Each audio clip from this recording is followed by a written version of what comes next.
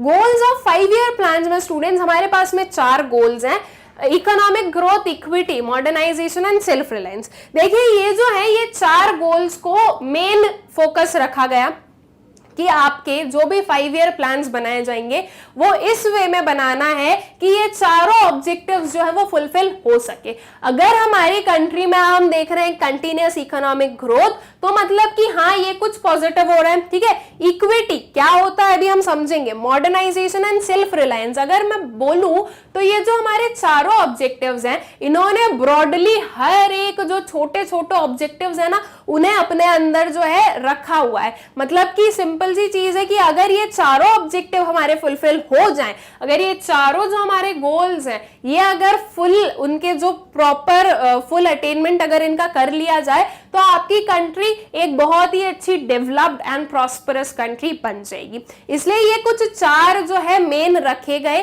कि ये हमारे 5 ईयर प्लान्स के गोल्स हैं, या ये हमारे कुछ 5 ईयर गोल्स हैं, इन्हें कैसे जो है पूरा अटेन करना है उसके लिए स्ट्रैटेजीज बनाई जाती है फिर, ठीक है।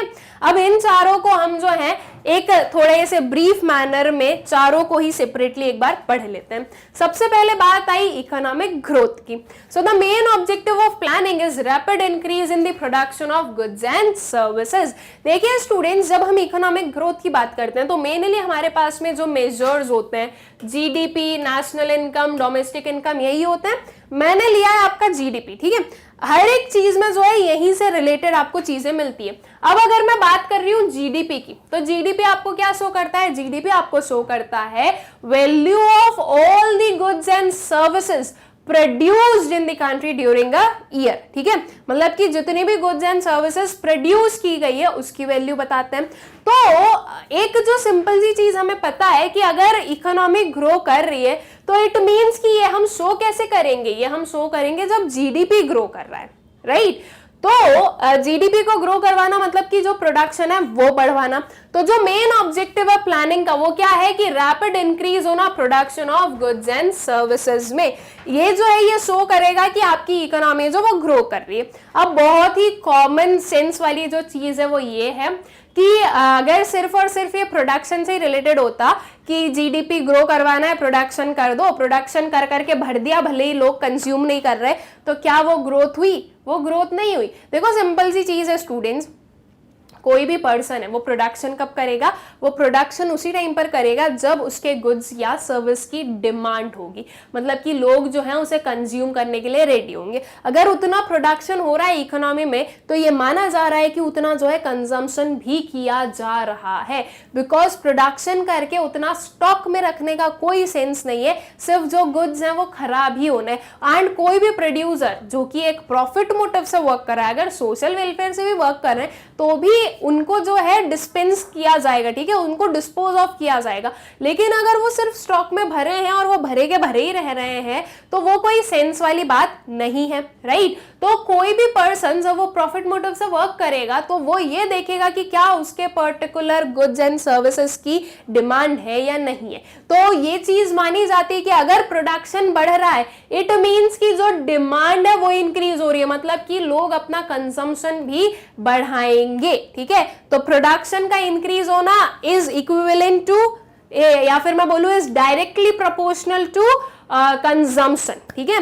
तो इट मींस कि लोगों के पास में पैसा आ रहा है तभी वो कंज्यूम कर रहे हैं। तो इकोनॉमिक ग्रोथ में हम बोल रहे हैं कि एक जो मेन मोटिव है या एक जो मेन ऑब्जेक्टिव है वो क्या है कि रैपिड इंक्रीज करवाना है production of goods and services में, ठीक है। It should lead to not only growth of national income but also per capita income. इसकी वजह से सिर्फ और सिर्फ नेशनल इनकम नहीं बढ़ेगी बल्कि पर कैपिटा इनकम भी बढ़ेगी। पर कैपिटा इनकम क्या होती है? पर हेड इनकम। देखो ज्यादा प्रोडक्शन हुआ स्टूडेंट्स, अब जिसने प्रोडक्शन किया है उसको तो मनी मिला ना, राइट, उसको मनी मिला है। अब उस पर्सन ने, ये जिसने भी प्रोडक्शन किया, उसने फैक्टर्स ऑफ प्रोडक्शन का यूटिलाइजेशन किया, राइट। ये जो फैक्टर्स ऑफ प्रोडक्शन है, land, labour, capital and entrepreneur, उनको ये प्रॉफिट डिस्ट्रीब्यूट किया जाएगा। मतलब कि ये इन लोगों के पास भी क्या आएगा, इनके पास भी आएगा मनी। जब मनी बढ़ेगा तो हम क्या बोलेंगे कि नेशनल इनकम बढ़ी, साथ साथ में जो पर कैपिटा इनकम है, ठीक है, पर कैपिटा इनकम जो पर हेड इनकम है वो भी बढ़ेगी। अब हर एक पर्सन जो है वो किसी ना किसी इकोनॉमिक एक्टिविटी में इन्वॉल्व है। नेशनल इनकम की जो भी उसमें हमारे एस्टिमेट्स आते हैं उसमें हम इकोनॉमिक एक्टिविटीज को ही लेते हैं। इकोनॉमिक एक्टिविटीज में आपके गुड्स भी आएंगे एंड सर्विसेज भी आएंगे। तो ये जो सारे लोग उसमें इन्वॉल्व है, अगर एक सेक्टर में बूम हुआ, अगर प्रोडक्शन में बूम हुआ, तो अल्टीमेटली उसकी वजह से बाकी सारी चीजों में भी आपको जो है बूम देखने को मिलेगा। तो अल्टीमेटली अगर एक चीज में राइज हो रहा है तो वो आपको शो कर रहा है कि आपकी इकोनॉमी जो है वो ग्रो करने लग गई है। Okay, it means the level of production should increase faster than the increase in population.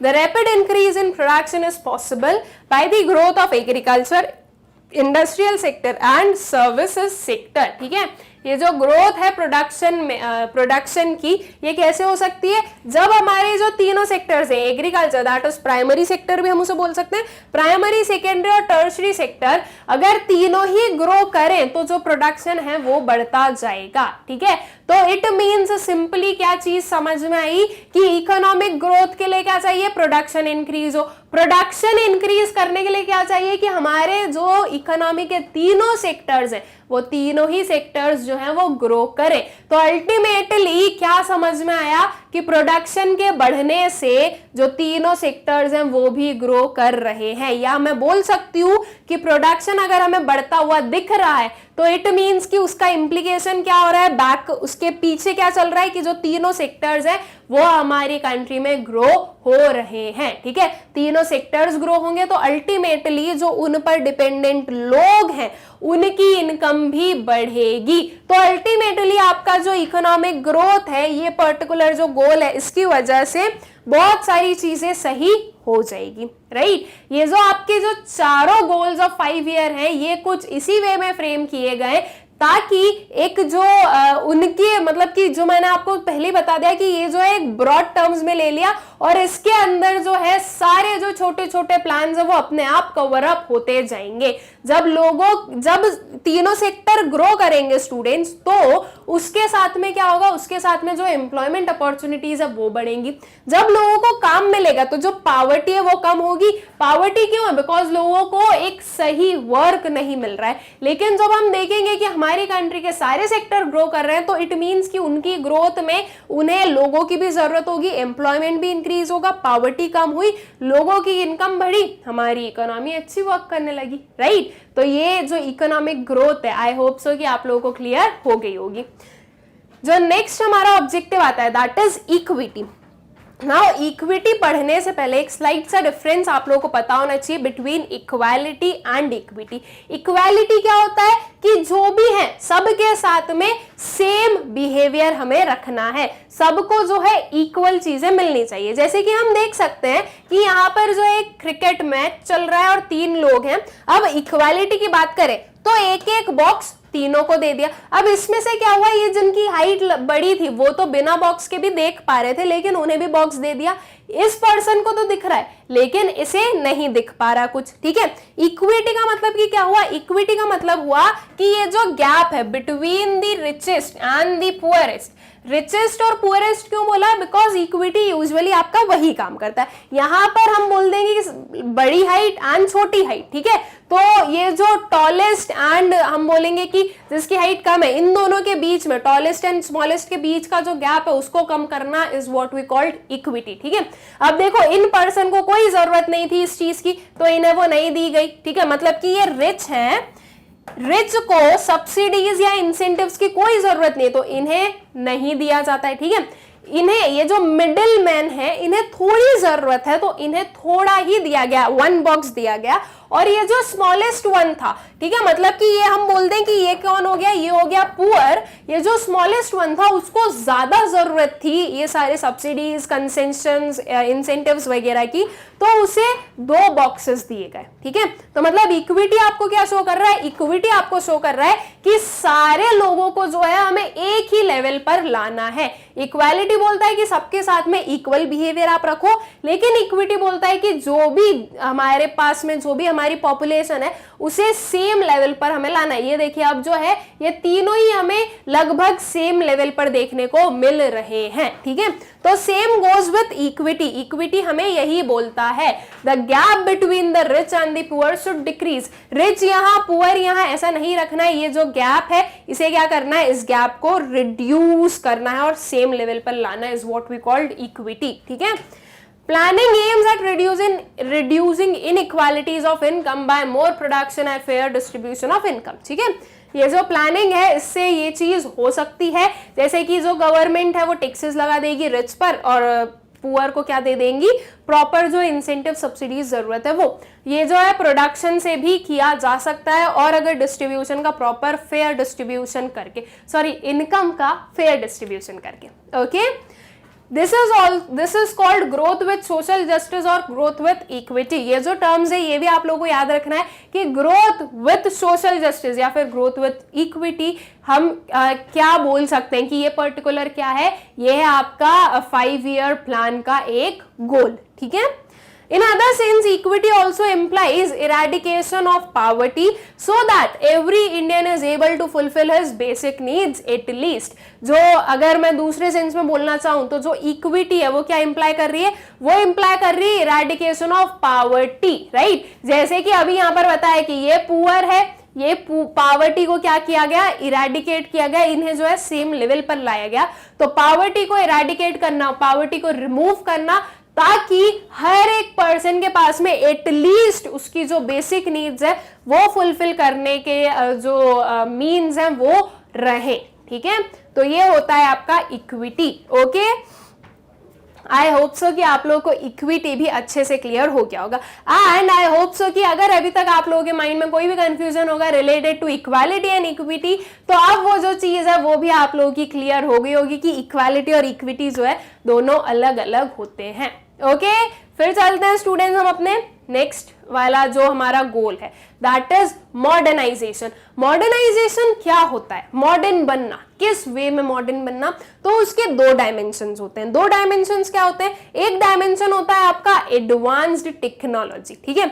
जो टेक्नोलॉजी है उसमें चेंजेस लाना, एकदम जो है अपडेटेड और एडवांस टेक्नोलॉजी का यूज करना, this is the 1 dimension of modernisation. जो दूसरा डायमेंशन होता है वो होता है चेंज इन सोशल आउटलुक। जो हमारा सोशल आउटलुक है, जो हमारा सोशल बिहेवियर है, जो ये सारी चीजें हम बोले कि जो सोशल सिनेरियो से रिलेटेड चीजें, सोसाइटी से रिलेटेड चीजें कि gender biasness, caste biasness, income biasness, ये जो पूरा हमारा सोशल आउटलुक है इसे चेंज करना। ये जो क्लोज माइंड सेट होता है उसे ओपन बनाना, उसे हम बोलेंगे मॉडर्नाइजेशन। तो इसके ये 2 डायमेंशंस होते हैं। मैंने ये पर्टिकुलर आप लोगों के लिए पॉइंट्स इसीलिए बनाए कि आप आराम से जो है इतना याद रखने की जरूरत नहीं है, वो याद रखो तो आपको जो है बाकी चीजें अपने आप याद आ ही जाएंगी, ओके।